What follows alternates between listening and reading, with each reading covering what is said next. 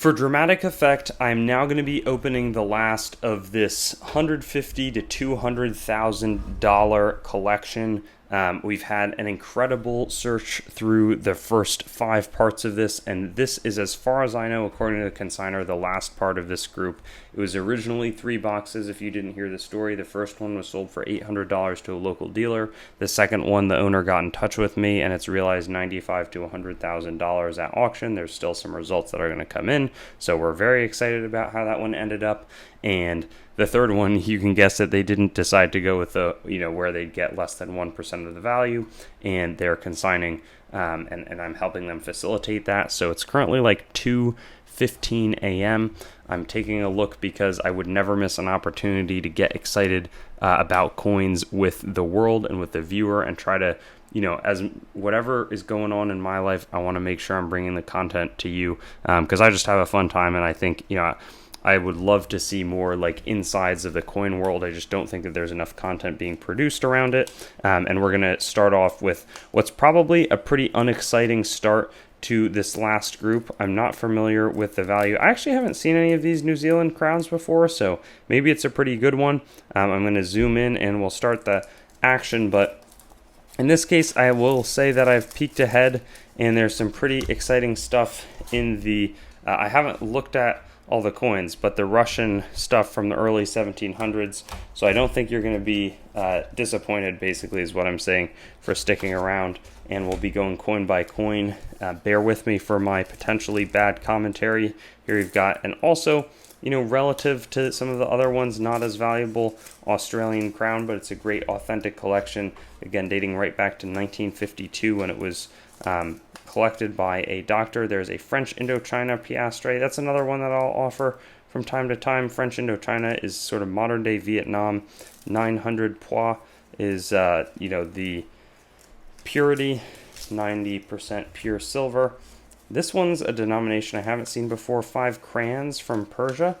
And, is this a super rare coin or not? I'm not totally sure. We've got the outstretched Persian Iranian lion on there, and it's a very pretty design. We've also got an Iraqi 1932, let's see, a rial, just a regular rial. Very interesting. I wonder if we have the how much this cost on there. It doesn't seem to be, but a King, sorry for getting that off screen, King Faisal rial. Yeah, not sure. Don't have a great sense for the value on that specific coin, because there can be some pretty rare stuff from that early time frame. Here we've got a 500 Pruta, which I'm not even sure if this coin is silver, but a nice Israeli 500 Pruta, with some fingerprints on it from a very long time ago. Interesting, but a very original style to it as well. We've got a Japanese coin. This one's 416. I don't know why it always says 416. Maybe it's this. I believe it's the Meiji rule. And we've got the sun. This one does look a bit polished up, but also, yeah, a lot of the ones that were in these sort of plasticky flips that are a little bit more modern have been more polished, where there's some treasures in some of the older material. Here's an 1897 Spanish Philippines, again, before we received the Philippines in America, as in the wake of the Spanish-American War. Spain had control over the Philippines. We received that, then we started striking sort of Filipino-American coins, and we see that right here, 1909 peso. I know there's a super rare version of, I want to say, the 1907S. This one, this one kind of has an interesting appearance to it. It looks a little bit weird.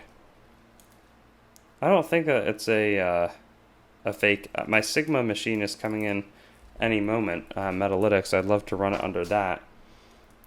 I can't tell if it's like uncirculated and just has interesting things going on with it, or what the deal is. But it also looks kind of worn. It looks worn to me. Maybe it's just this paper. Who knows? We'll find out, because this stuff is going to head to Heritage, and I thought that would be a good way to get some great value, and also hopefully help Heritage keep up and they don't really need my help at all, but it'll be interesting. I'm excited for the photos to come out from that, and we can take a look and see a lot of the beauty as these flow through, many of them through NGC and PCGS. Also a good bit of this stuff, and we haven't hit a ton of high value items through this part of the video, not this part of the full unboxing, but in this specific video here we have a 1 rupee from Portugal, and then a Siam 2 tikals. That's a pretty large coin, and I wonder what the value on something like this is. Very pretty elephant and a gorgeous Siamese depiction of a mix of buildings. I don't know what significance they have, but that's a pretty item, and so maybe that was a good luck for increasing the value. Here we have a Sarawak, and it looks like it cost $7.50. Yeah, from Sarawak. I'm not sure that was relative to some of the other dollars I've seen, but I can assure you that the owner of this collection did very well hanging on to it, and a straight settlement's really pretty $1 coin from 1907 for the 70 years or so that this represents. Tibet 3 Srang from 1938. I wonder if that's a better item. I am not super confident that it's wildly has a lot of upside, but the Tibetan with the world coins, again, I don't think anybody will ever stop learning if they're active in world coins. There's just so much on it. This one could be better. Papua New Guinea, I think that these are often really quite nice. It's a beautiful on this side. I'm not going to handle it too much because I think this is like, if it's straight graded, I could see it being like a few $1,000 coin, I want to say. Beautiful. And that's from when Germany had Neue Guinea. That's the spelling. Here's a Brandenburg Golden from 1683 with pretty nice surfaces as well. We see what looks like, just the Wilhelm lettering. 2/3 of probably a Kreuzer is going to be that golden denomination, not Kreuzer, excuse me, taller. Then a 1693, also probably similar. And this is from this source. It's interesting, the different sources. These seem to always be a bit more polished up. 1693 when it has the inner coating versus, some of the ones that don't have that have been a bit nicer. There's a nice 1719 golden, not too long later, in great shape. 1784 Prussian Friedrich, and there's what I'm talking about in terms of having that outer coating. Still a really nice item. Ein Reichstaler with the birthed, I don't know what that's a symbol of. Would be interested in your commentary on it. Again, Reichstaler, and a 1792 Prussian Friedrich Wilhelm coin, also from that same group. That one has a nice look to it that I kind of like. And you can see, I'm not sure which figures are there resting on what appears to be the crest, but still exciting. And then a Prussian 1816, again, probably like 50, 75 bucks or so for this Reichstaler. So the value in this one has been pretty solid. That Papua New Guinea could have a ton of upside. This one also may not quite be as strong, and I'm not sure. It's really tricky to know, like on a Prussian item. Prussia's a larger coin issuer, so there's probably a little bit less in terms of it being crazy rare, and maybe the Papua New Guinea I was totally wrong on. That one's interesting. Segen des Mansfelder Bergbaues Einthaler. Again, who really knows? That's why I'm excited to get these in front of as many eyes as possible over at Heritage.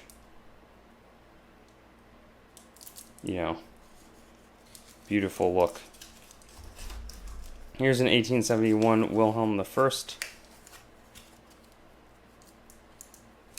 That's pretty. I haven't seen this design before. I don't know if again, I'll just show you as I see what's in front of me. 1888. I would guess that this box is maybe a little weaker than the previous, but there's a few coins in here that could be really, really good, so that's kind of the question as to where it all fits together. You know, if something's either a $2,000 coin or a $20,000 coin, that can move the needle quite a lot. But a beautiful Friedrich the Third Prussian, you know, and that's not one that I have sold before. 1907 Wilhelm II. I believe that this one's much more familiar. Haven't sold any of the crowns in a while, and I think that that's just a natural PVC around the edge of that one. But those pesky clean flip ones, you know, if that had been channeled into more 1690 400 race, it would probably have been a stronger outcome. Beautiful Vinces in Hoc Signo. But it's also tricky because when you're putting together a collection, and I'm curious on your opinions, it can be really nice to have a wide range of items that are not super expensive versus just having a very limited number of very expensive ones. You know, it kind of reduces the feeling of it being a full-on, you know, wide collection. And I think, like, in my own personal collection, I've actually opted to go for a bunch of coins that are like $1, $2, $5, $10 over super expensive stuff, just so I'm continuing to hit that variety. Here's a Maria the First 400 race, because I like the issuing entity, and a lot of these would be awesome to have in my personal collection, but it wouldn't be a good outcome if I just bought them outright for the consignor. 1815 John the Sixth 400 race. That's been a general thing as I've gotten a little bit more on the dealing side. 1898 1000 race. Ooh, that's really pretty actually, from Portugal. And it not tell my boring, or I don't think it's that boring. And it also pays homage to the older Portuguese coins. I love when coins sort of have a shout out or a throwback to some of their earlier themes. You see that even with some of the Greek designs like that.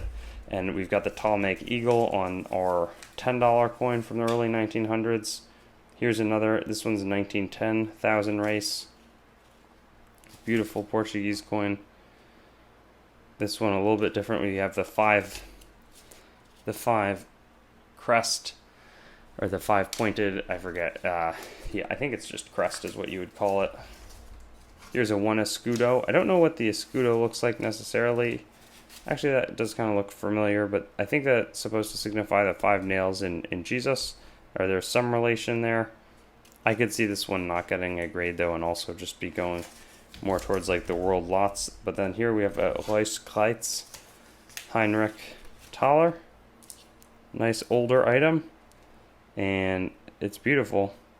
Really like that look to the coin. Here's an 1858 one, and then it looks like an 1868 coming up behind it. But some really solid items. This one's also 1868 Heinrich, and curious what would have been paid for it. $350 it looks like. Pretty sharp, and I don't know like what the even circulating value. I would guess something in the 2 to 3 marks, so not a huge premium to the face value, which is also interesting when we think about, like, you know, if you're putting money into coins way back then, and you could buy something for $1.10 that actually traded for $1 in face value versus $1.10 like some random copper, it's a tricky calculation to make, right? Because your downside is very protected buying the like the close to face value ones, versus the numismatic stuff can be a little bit trickier. But here's a 3-mark coin from Reuss Kreitz. I always think a fun solution for the government would be to make like pattern base metal coins that are like odd denominations, $100, but like $55. I don't know. I'm just saying wild stuff at 2:30 a.m. as I unbox a really exciting coin collection. 1679 Heinrich the First Gulden. Super neat. Pretty thin planchet compared to what I would have expected. It makes sense for the golden denomination, but definitely a fun one. And let's get I see that there's a little collector ticket. That one says $750, so probably has appreciated at least 30, 40 times, maybe higher than that. 1763 Oops, what does the ticket say? I'm just curious here. That one says 10, and this one looks really, really nice. It's a golden from 1763, 2/3 as the denomination, but very shiny, lustrous item. What does it say? Auf Krieges Lust. I can't. Für Ruhe und Lust. I don't really know what that means. I don't want to take your guys' time with okay to bad German pronunciation and no comprehension of what it really means. Sometimes I can get something on it, but in that case, I really didn't have much. Here's an 1854 $2. That's a pretty large denomination, it feels, and I like the reflectivity and the toning. Maybe that actually was an old cleaning and then it's retoned in the flip. It's just a little bit too bright and raises some of my suspicion. But a fun large denomination, and it's wild that there's only like 15 coins left, one being 1858 Thaler in this collection, 1868 Reuss, and then we'll get into some of that Russian stuff that I teased earlier. I'm excited to look at those coins. Also in nice shape, probably a slightly tougher ruler, Heinrich the 14th. Okay, so here's this 1723 Peter the First ruble from Russia. Large planchet. I think the Russian older coins can be quite good. Clear date 1723. Russia was very European. I mean, it's a large territory, but I feel like, back then, at Empress Catherine the Great, there's a lot of very well-known sort of Russian rulers. Nice. Big fan of how this one looks, though, as well.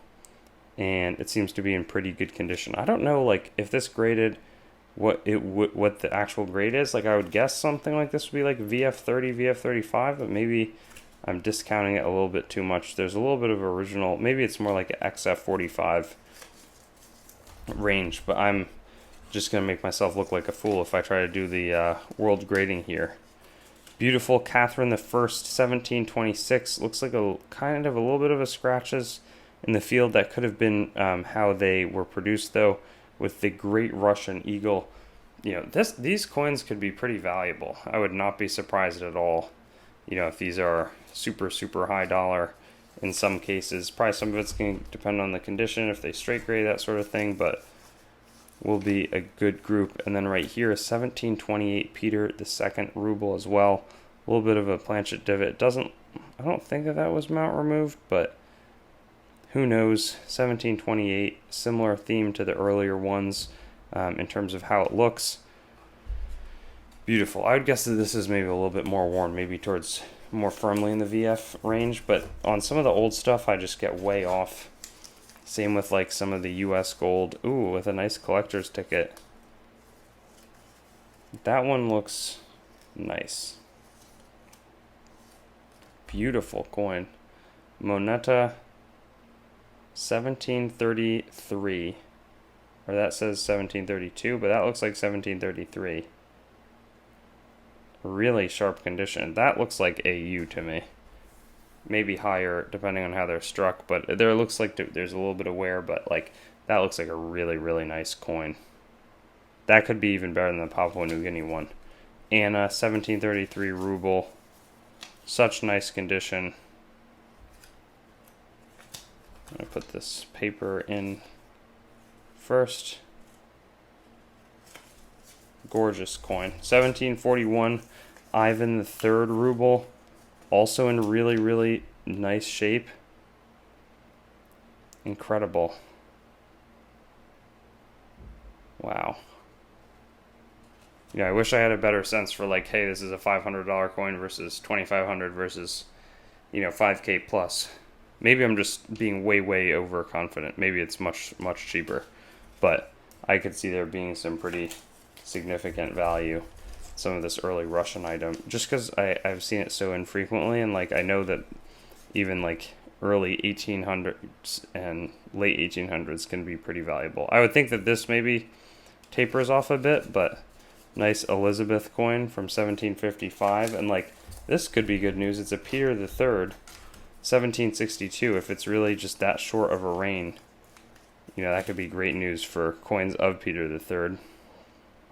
Looks like a pretty interesting, kind of not too detailed actually portrait. So I wonder if that was just kind of rushed or the exact reason there. But 1764, while they were making the 5 kopecks, they also had the 1 ruble coins that were not out of copper and chunky copper, but actually this is a pretty chunky silver coin.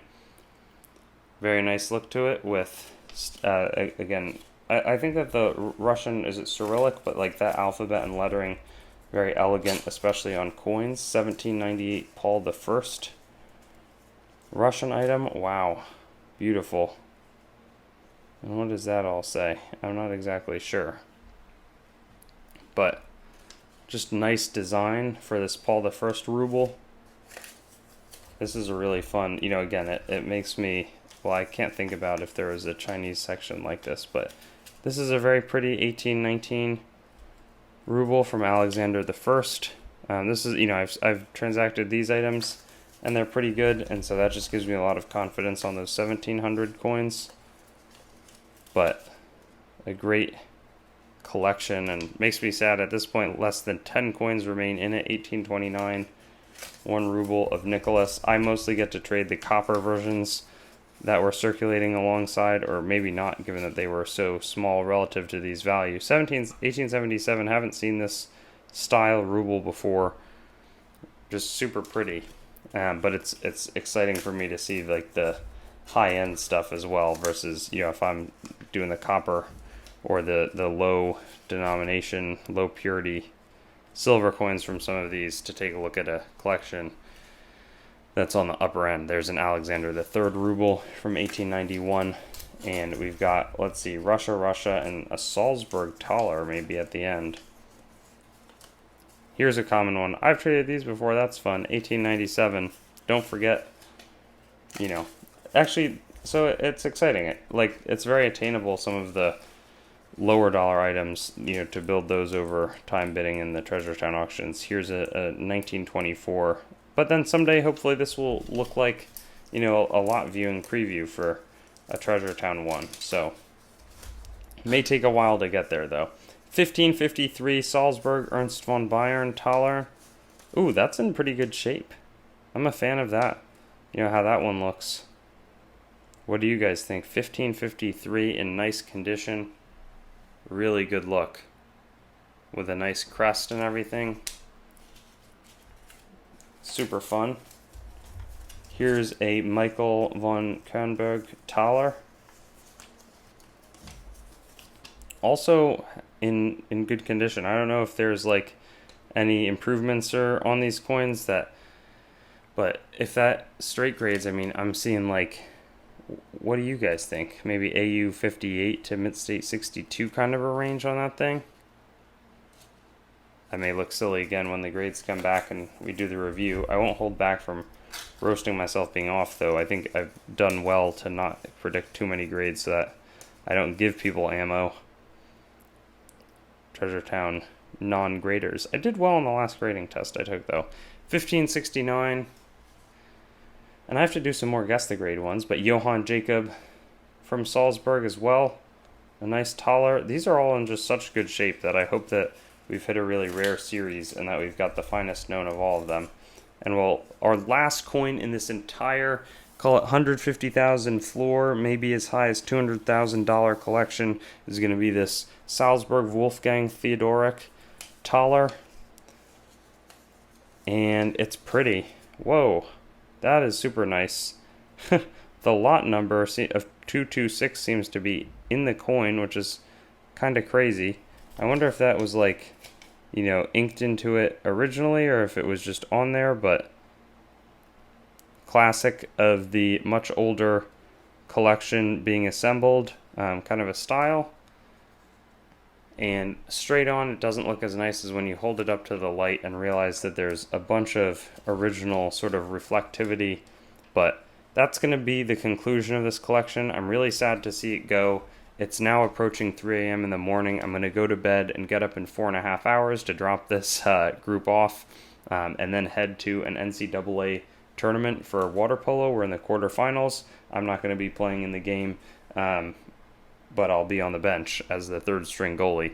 And Excited to see how we do against Irvine, but also and a bit, probably 3 to 6 to 8 or 10 months out, see how all of these coins perform as they sell through Heritage. So again, very grateful for the opportunity to be involved with this collection, and super excited for the number of collections that look like this to really amp up so that we can bring all of it to you right here on Treasure Town. Thank you so much for following along. It's been really fun, and I'm super sincere in hoping to expand that goal and get you as much great and fun numismatic search info, content, and excitement as I possibly can. See you soon. Thanks for watching the video. Make sure to head on over to treasuretown.com and sign up for our email list to stay up to date on everything that's happening, whether it's auction updates, exciting new inventory drops, coin collecting news, or general informational resources. Hope you enjoyed the video, and I'll see you on another one.